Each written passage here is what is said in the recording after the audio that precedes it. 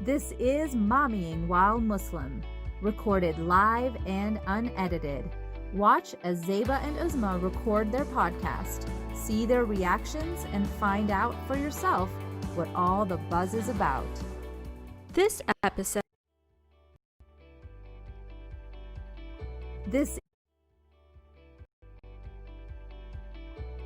is Mommying While Muslim, recorded live and unedited. Watch as Zaiba and Uzma record their podcast, see their reactions, and find out for yourself what all the buzz is about. This episode of Momming While Muslim is brought to you by 786 Cosmetics. At 786 Cosmetics, we believe that beauty products should be inclusive and designed for all to enjoy, regardless of spiritual or ethical beliefs.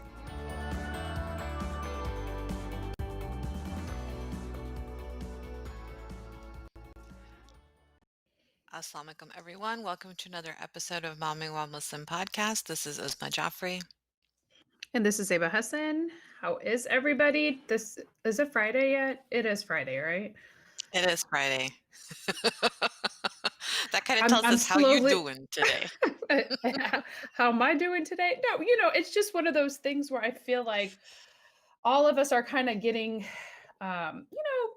this is when we usually travel. This is when we do fun stuff as a family. And I definitely feel like some of that is coming to a head. And then my poor 7-year-old keeps saying, "We're really not going on vacation." I'm like, "No, honey, we're not even leaving the house." So we're definitely our governor is becoming a little bit more strict. Put in a mandatory curfew yesterday. Like obviously our numbers are extremely high, so we are now slowly going not back to quarantine time, like full shutdown mode, but I definitely feel like we're starting to prep for it, to be honest with you. So just that mental fatigue of that, knowing what's coming. The first time around, you're kind of excited. You're like, ooh, now you're just like, yeah, I run out of things on Netflix, so I'm not quite sure what I'm going to be doing. Maybe I should actually catch up on my classroom work. So I do have a lot of reading to do. Including, I do want to plug this book. I know it's called The Divine Names. And what we've been doing is learning about different names from, Allah subhanahu wa ta'ala, and really helping evoke some of those qualities. And I feel like it's just something, we're trying to do to find some more mental peace in connecting to spirituality. So that's what we're trying to do, to kind of go through all the doldrums of what's coming. But I know you didn't have that great of a week either. So what has been going on? Give me an update on what's going on with you, my dearest. Well, it's going to sound like soapboxy, but my soapbox is completely different. We had heavy rains this week in my city and kind of across town. And I live in a brand new house. And I woke up to a flooded bathroom, a master closet. Oh, that's the worst. And you're lived in our house renovation. for 6 months. I months. know. No, I mean, this part of the house was a completely new build. All of this was newly constructed, and Oh in my 6 months it's leaking. God. So, it kind of made me think about social media, because we see the best pretty parts of everything, but you don't know when the leaks are going to show up. And that's kind of what 2020 did Exactly. for everybody, right? Like water's coming in and we weren't ready. So we got We're some work to swimming. do We're in the house. swimming.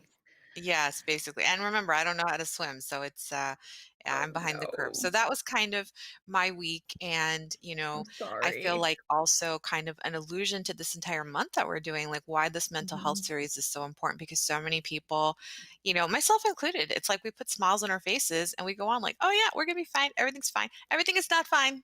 It's not fine. We're all hurting. We're all scared. We're all sad. Our lives have changed drastically. And even though we thought that the election would make us feel better, we still have a pandemic on our hands, and our lives are, irrevocably changed. You can't get this year back, Yeah. So lives are being lost, businesses are being hurt, people are hungry. I'm feeling a sense of overwhelm, and I think the leaks pushed me through, like, pushed me I'm over the edge. Like, that sorry. was, like, the last run in my stocking, and I lost it. I was like, "I'm Girl, done. how long I'm just checking out." so when do you wear stockings? Can I just ask that? Oh, no, I stopped doing that because remember when we were growing I up. I don't know if this is, was like, so who your wears mom is American, so stockings you're really lucky. anymore? Yeah, no, I don't. Obviously, where I live anymore, I don't wear stockings, but that was a metaphor. But when we were growing up, our moms would make us wear those knee highs because, Okay. your feet can't show, even though the knee highs were I've nude colored. So I don't know what that accomplished. But in I've never Texas, I heard grew up of wearing knee this. highs. Yeah, I know. Are you I know. kidding? No, I'm Girl, not. so I'm hoping you're letting them fly now because I can't even imagine trying to wear those. Do they even sell knee highs anymore? Like, I I remember my haven't grandma looked for used them, to to be wearing those. honest, since I left my Like, I parents' rem house when I was 25. That's I so haven't looked funny, for them but, again. we can go off on tangent, because that's just where our mental health is. But what is our Exactly. soapbox for today, Uzma? Our soapbox for today is a fun one. I wanted to talk about a militia group leader whose name I will not mention on air because I don't think he should get any more airtime than he already has. But we will have the link to the NPR report on the trial and conviction of this person in our show notes for today's episode. So basically, this white militiaman bombed a masjid in Bloomington, Minnesota in August of 2017 while people were there. Thankfully, the men that were there, I think it was around Fajr time prayer, were not injured. The same person went on to bomb an abortion clinic later and had plans of violence against the untouchables, people who are protected by the government. His examples are Antifa Oh my and, gosh. and George Soros, the billionaire. So, one of his plans included going to, I believe it was Costa Rica, to kidnap Tupac Shakur's aunt. Oh my god, are you kidding me I right can't now? even make this up. Oh, I'm That's sorry, so this sounds made this up. I know, it's real. These are real people, and they really believe this. And, Oh. it's great that he was convicted, and I believe he's going to be in jail for 5 years for bombing a masjid because it is being charged as a violent hate crime. However, even though it doesn't say, they say a lot of stuff about how violent it is and how discriminatory his acts of violence were, they never once called it terrorism. They never called it domestic terrorism. They never called it any kind of terrorism. In these reports, I have not read the court proceedings yet. I'm looking forward to looking at that. And the reason I point that out as an American Muslim is we are so quick to call non-white people, Black and brown bodies, terrorists if they commit acts of violence, whether it's against a group or not, whether it's a hate crime or not. They are very quick to call it terrorism when it's a non-white person. We want to level the playing field. There is still work to do. I don't think 5 years is enough to put somebody behind bars for bombing a house of worship and having additional supplies to create more bombs on his property that the FBI found. So I'm looking forward to counter violence and extremism, this committee that was started after 9/11 to target Black and brown people, to actually do its job and find the actual domestic terrorists and stop the media propaganda against brown and Black bodies. That's our soapbox for today. I mean, I appreciate that. It just really is such a shame, and it kind of like you said, the run in your stocking, the needle, not the needle, and the can't, what is it? The straw that The broke the straw that camel's broke back. the I'm camel's back. trying to think of like what are the I can't even think anymore. Okay. But Yeah, I I know, mean, seriously. that's why I feel like this month that we're really highlighting mental health is extremely important. And perhaps we should have done like a whole year mental health series, to be honest with you, because I feel like we all need it. So I don't think we could just put it into a month, but the fact that we're doing that, I definitely appreciate it. But as we alluded to earlier, we are continuing our series on mental health.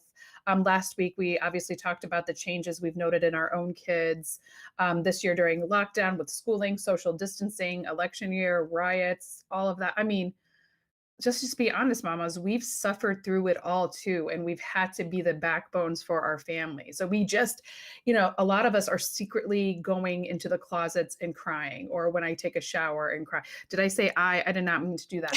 When we are like hiding, we're doing those types of things because we're suffering some of this stuff too. And we kind of have to put our big girl panties on and be the mom and kind of like put on a face to make our kids, feel comfortable with their life changes. But the reality is we're actually going through it as well, and I'm really excited because we have one of our MWM team members, Dr. Saba Maroof.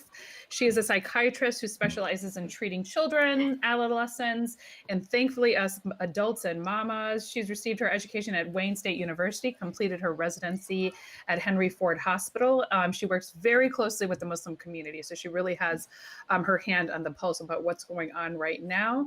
And she really does a lot to dispel some of the stigma in our communities about addressing mental health issues, because we definitely need this. So I guess I'm going to ask you, how you doing, Dr. Saba Maroof? And it's so good to see you. Assalamualaikum, So, welcome. Assalamualaikum, guys. It's so nice to see you and connect with you both. I feel like it's been a while since we talk. I know that we do little check-ins, every once in a while, but it's you guys always make me laugh, and I really appreciate that, actually. And actually, that's kind of one of the, it's like, yeah, these days, anything that makes me laugh or like it's kind of like it just feels that much more. I really appreciate it. Just like a good belly laugh, right? It just kind of makes you feel better, at least for the time being. As long as you don't pee in your pants with the laughing, then we're all good about. That can happen too. I'll take that too. That's all right. For those folks who don't know you, Saba, we usually start with kind of your mom's story, a little bit about how many kids you have, how old they are, and your momming philosophy. Yes. Well, thank you guys. Thank you so much for having me. And I love collaborating with you on this phenomenal show. But yeah, for those of you, I've been on once or twice before, but that don't know me, I'm a mom of 4. So between the 3 of us, we have what would that be? 12? 12 12 my kids. God. I know, mashallah. We have a village of kids between the 3 of us. And I think our kids are similar age ranges too. So my oldest is just started high school. He's 14 and a half. Then I have a 6th grader, 11-year-old. So 2 boys. The 2 boys are older. And then I've got 2 girls, ages 8 in 3rd grade. And then a kindergartner. She's going to be 6 at the end of this month. So I know, and you know what? I know you guys can relate. It's when that youngest one gets older. You kind of miss the baby stage, but you just feel like you can spread your wings a little bit. Yes. You can see, you guys say I can breathe, and I have dreams about somebody dropping a baby on my porch and being so excited about that. My son tried to show me a video of a baby yesterday. I was like, take that away. I don't want to see that. Yeah. No, see, they've been trying to convince me. Baby up, I'd be happy. Oh, I know. I do. I love babies. And when I look at their pictures, I feel a little bit sad. My kids are they've given me a choice. They're like, either we can get a kitten or you can have a baby. I'm like, oh, thanks guys. Okay. Well, your dad's allergic to cats, but never mind that. I would still take the kitten. I'll take the kitten. I would take the kitten. I'm going to try. I'm trying to convince him if we can do that.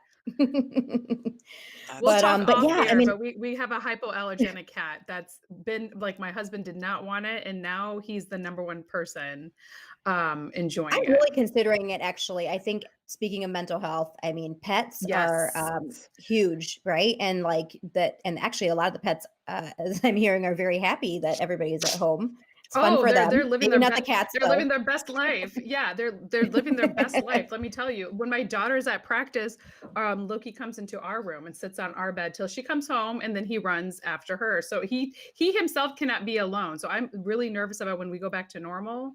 He's gonna be like, where the heck did all these crazy people go, and why are they not harassing me? But it's actually fun.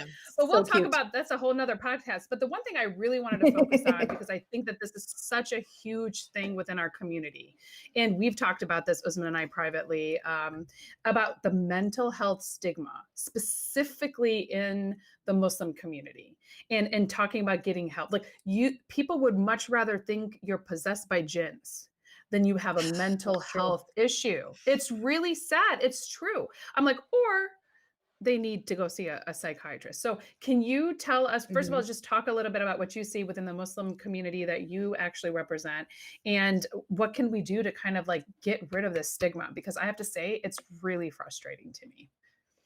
So I think that's interesting, and I kind of wonder if there could be regional differences too, depending on which community you're part of, what part of the country, how active, like if you're kind of in a bigger metropolitan area, bigger active community masjid, because or mosque. I mean, I don't know if this is because this is kind of what I live and breathe day in and day out.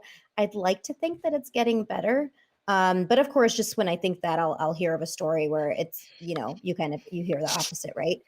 Um, I do think it's a little bit better in the past, maybe I would even say 5 years, but that could actually be my own bias in the community that I live in. And I will say part of that is because the imams in our area are really very informed and really welcoming of talking about these topics because they're really the front line, right? Actually, and this is not just in the Muslim community. Oftentimes, the religious or faith leaders are the ones that are really on the front line in terms of mental health issues, family issues, couples. They're really seeing it all. And I know, for example, like our imams, I mean, they're actually at the brink of a breakout. Like they actually burnout. They, like I know one of our dear imams, he actually kind of had to actually kind of make his own boundaries that he would like limit these kind of if somebody's coming to seek advice for these kind of for mental health issues, really, that he'll counsel them, kind of like help them with like maybe 2 visits. Even I think that's a lot. That's like probably a few hours of his time, and then he will go ahead and refer, and we have a very good relationship. We have a lot of resources that are easily accessible. But I think that's actually really key in our communities, is that having imams that Mhm. are well informed and really willing to talk about it, incorporating these topics into their khutbahs, just making it known and known that it's acceptable. Allah subhanahu wa ta'ala, for every disease that he has sent down, we know this, he has sent the cure.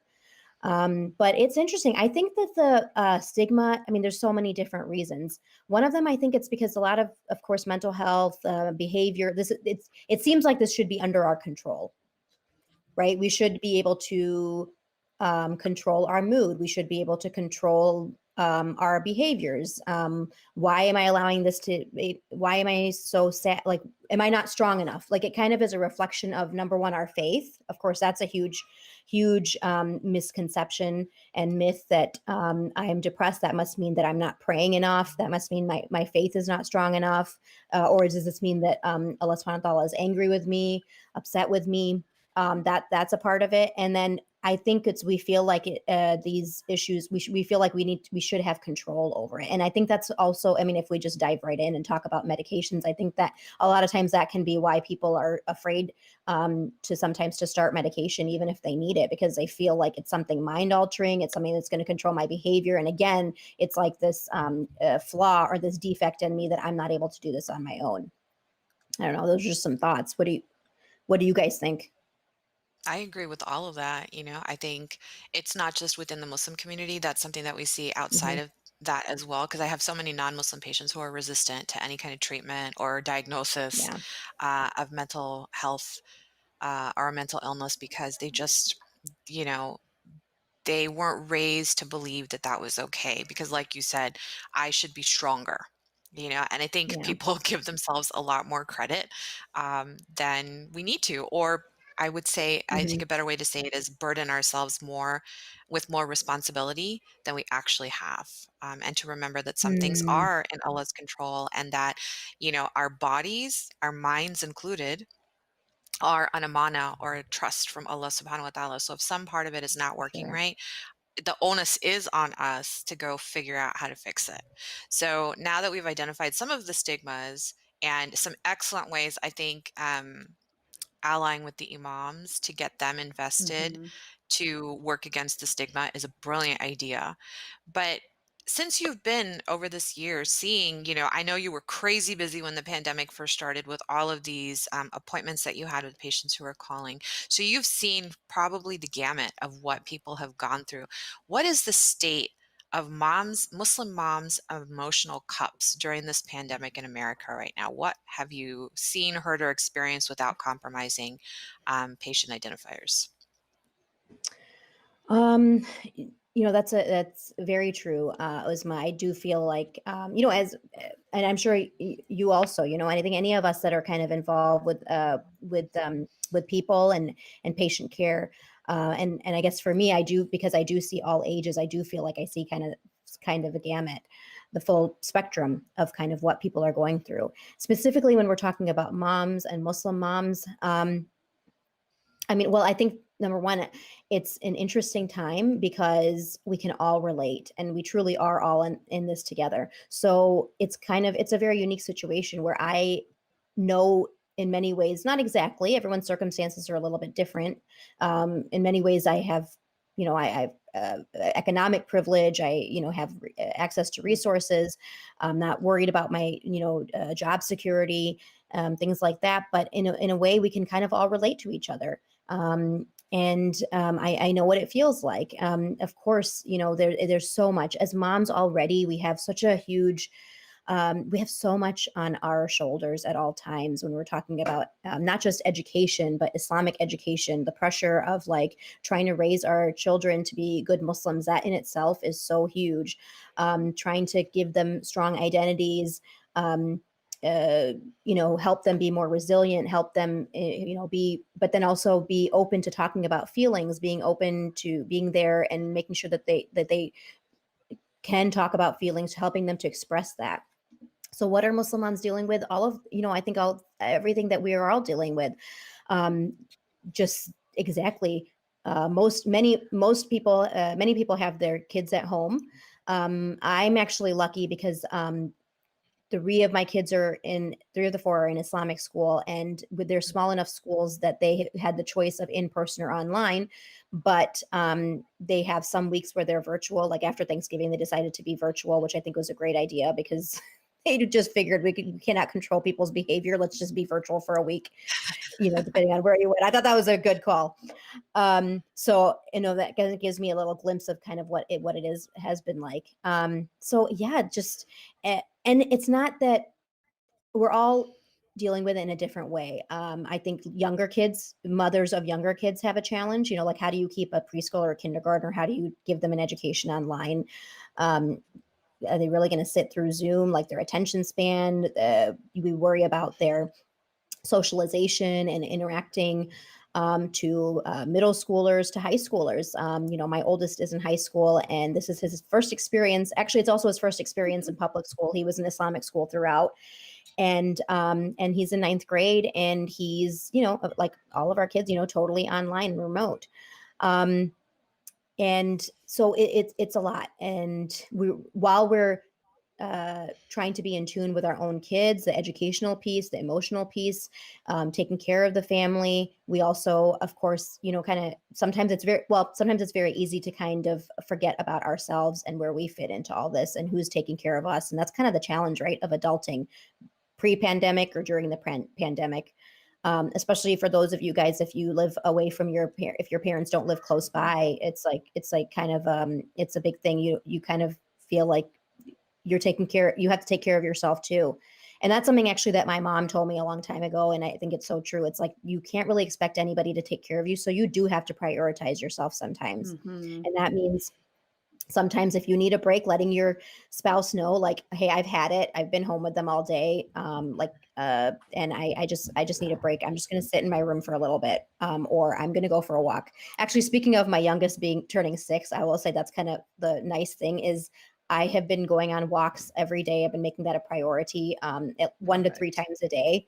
And it's been so good. And I feel bad. Actually, I know a lot of I usually post it on my Instagram, which feels kind of silly, but a lot of my friends have been like, hey, you've really inspired me to walk. So I'm like, okay, Yes. good, cool. But then the moms of younger kids, I kind of want to put a caveat, like, look, it took me like a few years to get to this point where I can just be like, hey guys, I'm going for a walk. I'll be back in 20 minutes and just leave. Like, you can't do that with the Yes. 2-year-old. So just, you know, you kind of have to find what works for you at this time period. So just, yeah. And many women, definitely Muslim or not, the burden falls on women. I know women that single mothers, or even if they're married, because the kids are home, oftentimes it's the wife, the mother, that has to kind of put maybe her career aside, maybe turn her whole thing upside down and work from home. A lot of times the burden does fall on the moms, and oftentimes the women are the ones that kind of have to sacrifice more, and then so we do kind of carry a different type of burden. No, I totally Are you agree with seeing that. like more anxiety? Oh, go ahead.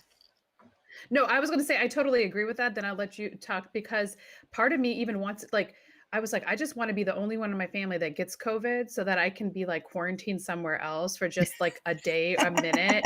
And I know that sounds selfish, but I agree with you. And I feel like, you know, you're the one, I think it was either you or somebody else that put me in that Peloton group, or there's like a Yeah. Muslim Peloton group.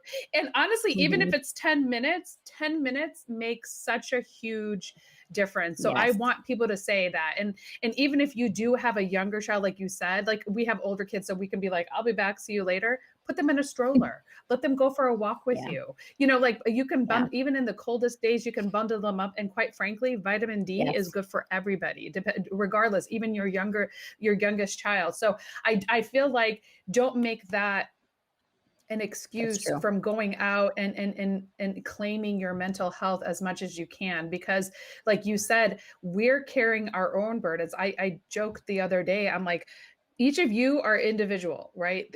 My husband only really thinks about himself. I mean, he thinks about the kids, but not as much as I do, obviously, because he'll be listening to this later. So I love you, honey. You do a lot. But each of my individual children, you know, they just because of nature, they're only thinking about yourself. So you're thinking about all of them. You're thinking about your husband. You're thinking about yourself. You're thinking about the household. You're thinking about dinner. All of that stuff starts coming onto you. And if you have anxiety, which as I have been open in talking about that pretty frequently, like how can we separate our own anxiety from that of our children's, right? Like I do that all the time. Like my daughter is anxious about something, like you talked about your son starting high school. My daughter started high school virtually this year and thought it was going to be like the High School Musical. Like she really thought like it's the people are going to break out into dance. And honey, we're in a pandemic. That's Zac Efron. Is it Zac Efron? Honey, he's not coming to save any of us right now. Okay. So that's the point. It's like, it's managing their expectation, managing our own expectations. And how do we not take on some of their anxiety on top of everything else that we're dealing with as moms? Yeah, that's a really good question, because it kind of goes both ways. We can definitely help them express that. Sometimes as moms, as parents, as adults, we feel like we have to fix everything. And the interesting thing I think with teenagers is sometimes they just need a space to be heard, feel Yes. that you support them, feel that that they can come to you with whatever they're feeling. And I think it's acknowledging what they're feeling and not minimizing what they're feeling. I know it's hard sometimes to hear the same maybe complaints or but think about I'm doing this. I'm thinking back to what life was like when I was in 9th grade and how important friends were, how important outlets were. I was involved in, like, I'm sure you guys too, every club and every organization, and it is very different. I probably was not home very much all throughout high school, and these kids are home. So we can't expect, we are dealing with this in a certain way. We have coping skills. We have the ability to look long term and kind of deal with things with a little bit more patience, just because our brains honestly are more developed and we have more experience, and right. But kids it's very much in the here and now, and everything can feel very huge and catastrophic. And I mean, they really have kind of lost a lot. So I think just being there to just acknowledge what they're going through, and not trying to necessarily fix it, but letting them just express it. Sometimes that can go a long way. And also, so letting go of some of our expectations too. I know this, we're talking about adults and we're talking about moms today, but I kind of mentioned that I've been seeing a lot of depressed adolescents recently. It's really hard. But my son actually has been doing pretty good. He definitely has his ups and downs. And there are days when it's a lot harder, and he'll think about like, gosh, I just can't go to my friend's house. Like every decision that we make, that's the other thing, the burden that we have. Every decision is like, is this safe? Can we do this? What's going to happen if somebody is, like every small thing that we used to just take for granted, you have to think like 20-fold about, right? But I'm proud of him that he's kind of been dealing with this in such a, like, in general, he's been pretty content and happy, and I'm really thankful for that. I did on Instagram, I did like a live with a friend of mine who's a therapist. And that's one thing that I really like that she said was, when we're checking in with our kids, don't just look for like, if they're not on task or if they're not paying attention or if they have a missing assignment. Of course we have to do that. And that's the other burden, right? Checking their grades and stuff. But, checking in, if you find that they're doing what they're supposed to be doing, then giving them kudos for that. Yes. And that's also kind of, sorry, my little one, speaking of 6-year-olds, is here. That actually kind of helped. That actually is kind of it helps us too, because we don't always feel like the bad guy. We don't always feel like that we're right. We never wanted to be those moms that are kind of like always nagging and so you don't have to be. So really like looking for those things, looking for the times and the moments when they're doing what they're supposed to do, or they're handling a situation well, and giving them that feedback. I think that's really important too. And that helps us. It helps our relationship with them. And when our relationships are good, right, as moms, then we feel good. We feel good. Of course, being in the household, all our emotions are very intertwined right now. And we don't have to, again, fix everything. Being able to take a step back from our kids' strong emotions and just like giving them that space, but also kind of being like almost like a pillar of sometimes calmness too, can kind of go a long way. Not like falling apart when they're falling apart. They don't really need that, which is not always easy to do.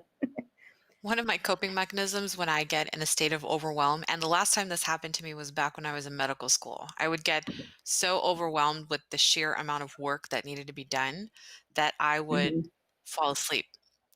So that You became a would just habit. shut Like anytime down. I got really stressed out, I would fall like, oh, I'm a person with insomnia. So I thought at first maybe it was because I don't sleep at night, but it's like literally something emotionally big has happened. Boom, lights out, you know? And that's what's happening to me right now, where I am literally like, I can finish work usually by about 1:30, sometimes by 4 p.m. But all I want to do is like sink into bed. So it's DoorDash for dinner, if there's dinner. And, Yep. Ammy's just checked out, and I don't know what Yep. it is, but I suspect it's depression and I can't put my finger on why it's happening. Yeah. I just read an article actually by a psychiatrist, Dr. Jesse Gold. Someone posted it on Instagram, and I looked it up. It's really good. It's actually about this COVID cloud.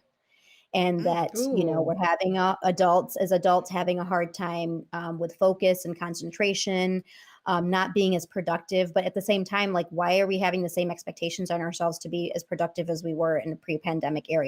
Yes. Like, we're literally in a pandemic. Why are we expecting ourselves to like just keep giving and producing and making? Well, because Amazon made like triple profits this year. Why can't we, I think that's kind of the capitalistic we helped mindset. with that. You don't stop. Yes. Yeah, Yeah. that's true. That's very true. It's interesting. Yeah. But I mean, yeah, We'll have to Uzma, get that article. yeah, I will.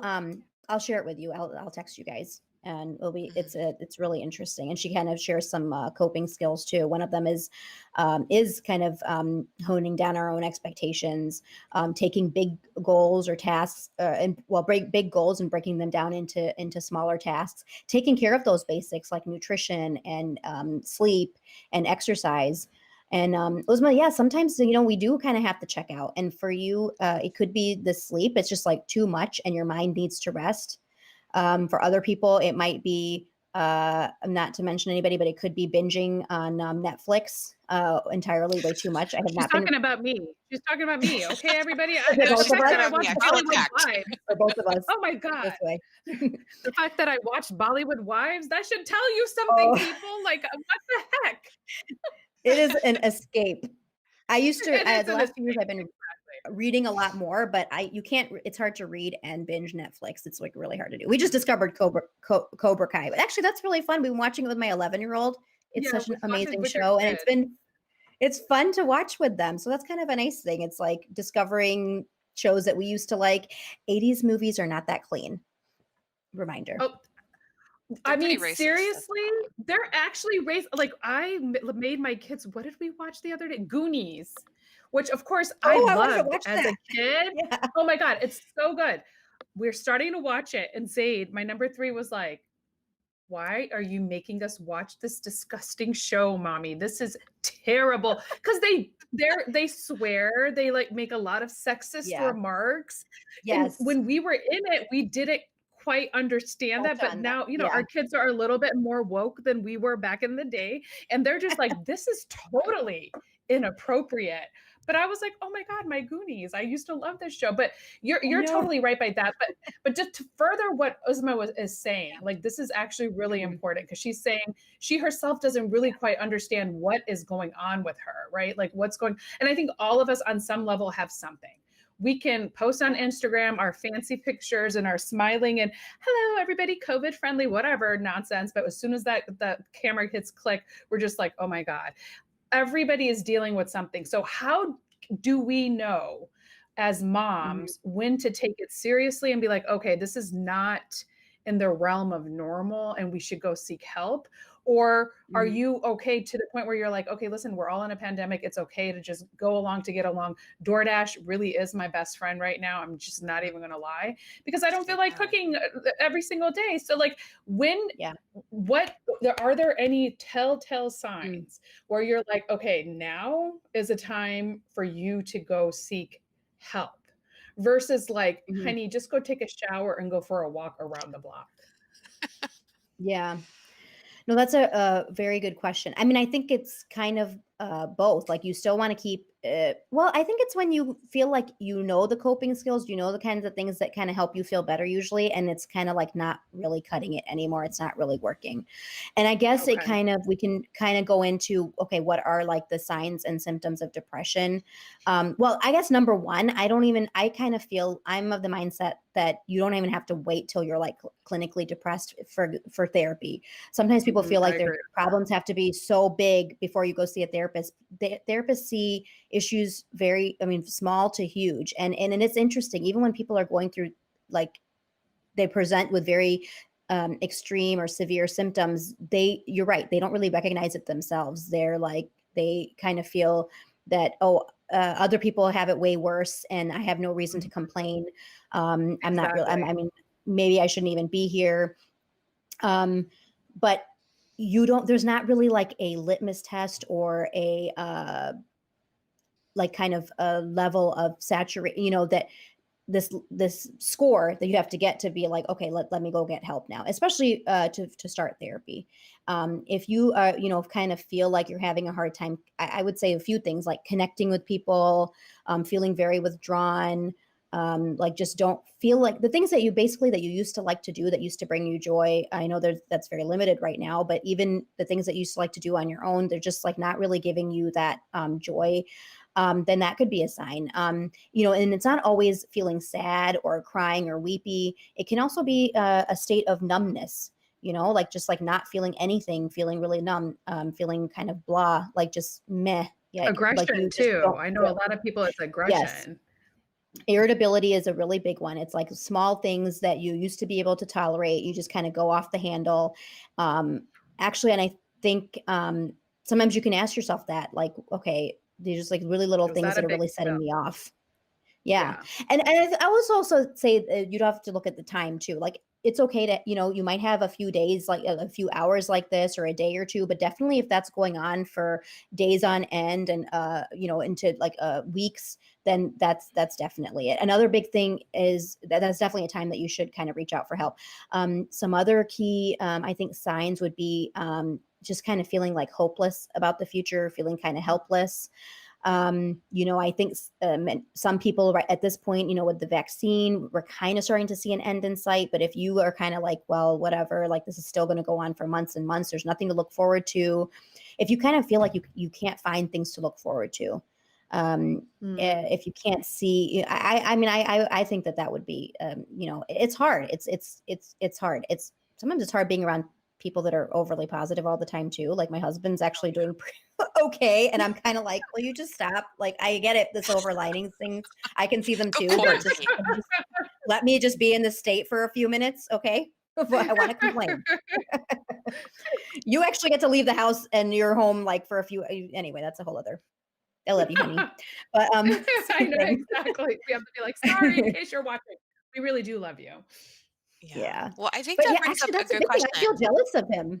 I feel jealous of him that I'm like, hey, you still have like, I mean, he has kind of a long commute. It's a little bit crazy, but I'm like, you have time to yourself in the car to like listen to something or talk on the phone, like being home all the time. But yeah, I think some of those things, if there's no, like I said, it doesn't have to get to the point where it's really bad to get help. If you, and if you have any doubt, just start with seeing a therapist. You don't necessarily have to see a psychiatrist, talk to somebody, see your primary care physician. Actually, Uzma, I mean, primary care physicians are really the gatekeepers, and they're very well equipped in being able to treat mental illness, depression, basic, definitely, even more complicated depression and anxiety. And they can let you know if you're not really sure. Then talk to somebody that might be able to guide you. But therapy you can start anytime. It does not have to get to a point where where you have severe symptoms. And in fact, you shouldn't wait till that point. That therapy can help you with their self-awareness, and it's not just a place to vent. We think about therapy as like, okay, it's like a venting session. Sometimes people that we refer to therapists like feel like they feel worse when they come out. There's two things. It's not a venting session, and it's not necessarily that the therapist is going to tell you exactly what to do or like how to problem solve, or they're not going to tell you how to, they'll help you with coping skills, but a lot of it is self-discovery and trying to figure out why this thing kind of triggered me, or why this comment made me feel this way. What is that? It's a lot of self-exploration. It's not always going to be like a manual. You're going to come away with like the instructions of how to, be or what to do. It's a process. Yeah. I want to point out that even the primary care doctors may be gatekeepers and are really good at diagnosing and treating other people. They make the suckiest patients. So I'm just going to put that out there. Doctors are terrible patients. And I think it's just a lot of that burden of responsibility that we take on that, we have to fix everybody. But you can't fix everybody if you haven't filled your own cups. And I think that's what's happening. Like, we're depleted now. And it's, spilling out into our home lives. I think maybe that's what's happening. I mean, I've had 4 COVID patients in the last 48 hours in my nursing home. So it's just, you know how it's going to go. And I'm just done, like I'm done watching them decline over the last year because they haven't had their families visit. And I'm done now that they're going to die of this vaccine, because inevitably these people are going to. And it's just, I just want to hide in bed with a blanket over my face. And so that's where I am. I'm like, so is this adjustment disorder? Because this is longer than 6 months, or is this just straight up depression, or is this physician burnout? I don't know what it is now. So that's why I was asking. Maybe all of the that. above. No, Uzma, those are huge things. That's true. See, that's the interesting thing too. The reality of it is that you're definitely seeing something totally different than what the rest of us are seeing. And that's where a lot of physicians, there's so many layers to this. I can probably say this because I don't think they're going to tune in, but I literally had to leave my extended family chat because I just got so pissed I was so mad. Drink turmeric water. It's like, shut up. Basically like gathering and having, I know they're small gatherings, but like, and I just was like, you guys, we've all been posting stuff since March about this is airborne and we cannot gather inside. Like, why are we having a potluck right now? And it was affecting me that I was getting very upset and angry. And I'm like, okay, I just need to take a break. This is not good for my relationship. I can't control other people. I can only focus on what I can control. But Uzma, you really hit the nail on the head. I'm sure you guys have heard of it. There's actually a friend of mine, she's a psychiatrist, and she started this specifically for physicians, physician helpline. And it's by physicians, run by volunteer psychiatrists for specifically physicians. And it's because exactly like what you said, physicians oftentimes make the worst patients. And one of the reflections that they've had, they've fielded like thousands of calls now because it's been running really since end of March, beginning of April, continuously till now. And one of the main themes is that so many times when somebody is calling in, they are almost apologizing for calling. Like, I'm so Yes. sorry. Other people have it worse. I know other people have it worse. Or I feel bad that I'm using this resource. I feel bad that I'm taking your time when somebody else could use it. We are just used to like putting other people ahead of us, and just feeling like for some reason this guilt when we're acknowledging or putting our own needs in what perceived as in front of others. So all of what you said is very true. And the level of what you're seeing right now, yeah, I mean, I can't even imagine, especially nursing homes. I read an article about that, or when I watched a news segment, and it's it's really sad. Like you're uh, a physician, and your role, you're seeing these patients day in and day out. You're kind of filling in the role as their loved ones, their Family. daughters, their Mhm. sisters, their family, because they can't connect and see their loved ones as they used to. And we do know that that definitely plays a role exactly in their mental decline and dementia. It's really sad. I hope we can get them vaccines very quickly, and that it Yeah, I mean, helps. they're first on the list to get it, so Inshallah. we're all signed up and ready to go. But let's see what happens, because I feel like the pressure of, to take the vaccine or not to take the vaccine, and the conversations Yeah, that are happening among lay people about that that too. are also very strenuous to endure. Yeah, So in the medical yeah, community, we're getting it from all sides. But you've been really exactly. cool about asking all your patients how they're doing, asking us how we're doing. But has anybody stopped to ask you how you doing? Thank you. I I think so. You know what? I think I'm really blessed. Honestly, this is one of the blessings of really being part of a community. Number one, being part of a Muslim community. Even if it's not your local community, I feel like we kind of almost have like an instant connection with other Muslim moms, Muslim physicians. It's like you kind of start with this foundation of commonality.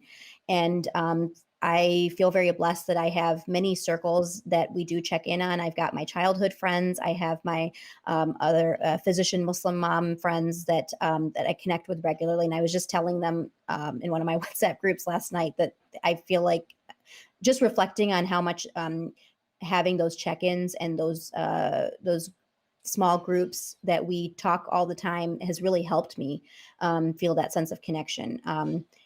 It's really easy to feel isolated right now because we can't see people physically. So it's really important to, just as you appreciate somebody doing that for you, reaching out to somebody. If you haven't talked to someone in a while, a text is great, but even just picking up the phone is, sometimes that can mean the world to somebody. And so I feel really lucky because I have a lot of people that I've been kind of constantly connected with. And I think that's kind of the beauty of social media. I know my mom the other day told me she thinks I'm spending too much time on WhatsApp, but you know what? I don't talk on the phone like they used to back in the day. We're not like talk, it's like, Yeah. there are some advantages of kind of having that connection. Yes, we should have some time to ourselves. We should take some time for self-reflection. But it's really important to kind of have some of those connections. So I do feel like I do have people in my corner that are always there, that are kind of like, how are you doing? And are you okay? It doesn't always feel like that all the time, right? We kind of do go through these periods where we just, especially as moms and as physicians, we're like taking care of everybody else. You're right. I'm helping people with depression and anxiety, and especially the days where it feels like nobody's doing well. It's like, it takes a lot out of you, and you're like, God, am I even really helping anything? Am I even making a dent in this? No one's doing well. Does this make any difference? But then it'll take one person that is doing okay, or that, maybe something you said, or something that you, some treatment plan that you prescribed is actually helping. So, even just one of those positives can kind of help you in your day. I'm hearing Well, gratitude. yeah, gratitude attitude is always the way to get through it. And I have to say, as someone who's not a physician, but obviously have family members that are on the front lines, obviously my beautiful co-host as well, and you, Saba, thank you guys for all that you do, because we don't see the behind the scenes, right, of what goes on with these physicians, with their families, because they're not getting necessarily the best of them either, right? And is your party, like you said, worth all of that? Like, all of us are making sacrifices for the greater good. exactly. And we keep talking about it over and over, and I think till we're blue in the face. But the reality of the situation is we're all in this together. And the best way to kind of get through this as efficiently as possible if all of us do our part. So I definitely wanted to thank you, Saba, and I always appreciate you checking in on us, and being one of our advocates here on Momming While Muslim. And where can we find you for those that want to check out your Instagram account for when you are, doing your walk accountabilities? Because I know that's definitely been I'm like, oh, Saba got an extra Peloton workout, and today I gotta go get my workout in. So I have to say thank you for that, because even 10 minutes, 10 Mhm. minutes is enough for your mental health to just feel so much better. It is. Isn't it amazing? Like, I love the sense of community. Really. Exactly. Like, just encouraging each other. And exactly, 15 minutes is better than 0 minutes. I love it. Actually, I was just telling my dad the other day, I don't know what we were talking about, but I was like, you know what? Look, if we had to live through a pandemic, I'm really glad we're living through a pandemic in 2020 and not 1918. Yes. Okay. Yes. Yes. Yes. Or even 1980 or even 1990, That's Yeah. like true. where you don't even Yeah, have to go exactly. back, like the next generation. Like 1990, if we that's were in true. high Mhm. school, as I'm dating myself, like I wouldn't, like Mhm. my kids complain, but I'm like, you guys have FaceTime, you have Instagram, you have DMs, You TikToks, have this and Xbox that. I'm like, 360. hello, Xbox. Yeah. We were playing with cards in our basement. Okay. So like that's Yeah. what Mhm. we had to do. So the fact that we're in Garbage a Pail pandemic, and Kids. Garbage Pail oh my God, I remember that. But the reality is, It's so 2020, funny. like how I'm one of those like optimistic people, and I'm just going to be honest about that. I know it annoys Uzma sometimes, but I feel like this is coming. I don't, she was talking about me when she said that, but this is what I really feel. We Yeah. were all so busy as a Yes. community, as a people, that perhaps God was like, guess what, suckers? You all need to slow down, figure out Mhm. what's important to you. And the people, I can tell you, the people in my house are more important to me. And I love everybody. But the fact that I could slow down and enjoy them, slow down and have Yes. breakfast with them, slow down Totally. and listen to them griping with each other, or the piles of laundry when I'm like, how the hell do we have all this pile of laundry when we don't go anywhere? But you know what? I'm enjoying every second of it. And I feel like we're going to look back on this when we're done, because we will get through it, and look at it with Yes. fondness, Inshallah. because we're never going to get this time again. I totally agree. I mean, especially as So moms that's my watching our kids soapbox. grow up. No, I agree with you.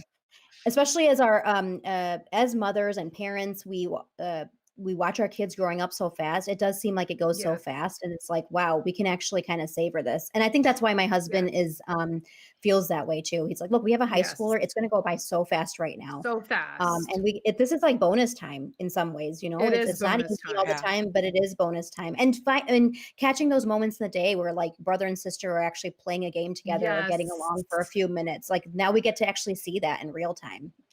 So, Yes. I and agree I with and I that. did want to say Alhamdulillah. too, I don't want to just, I mean, and definitely don't want to say it's just physicians. I mean, anybody, there's so many fields that people work. That's other, what I love about my job is I get to know different people and what they do. Being in Detroit, I see a lot of patients that work in the big three, that work on in the plants and the Yeah. An assembly assembly lines, line. and Yeah. how hard their job is and how much anxiety they have, like going to work, having to wear a mask in these conditions, worrying about people if they're being honest about being exposed or a test, or there's everybody has an important role in our society, and everybody's feeling it in their own way. We're really all on the front line, no matter what we're We doing. really are. Yeah. Yeah. We appreciate you coming on. And if you have any resources for moms to turn to in order to identify what these feelings are and where they can go for help, or Sure. what the warning signs are, share with us and we'll put it up on our show notes and make sure that moms hear about it. Is there anything else you want to leave us with before you go?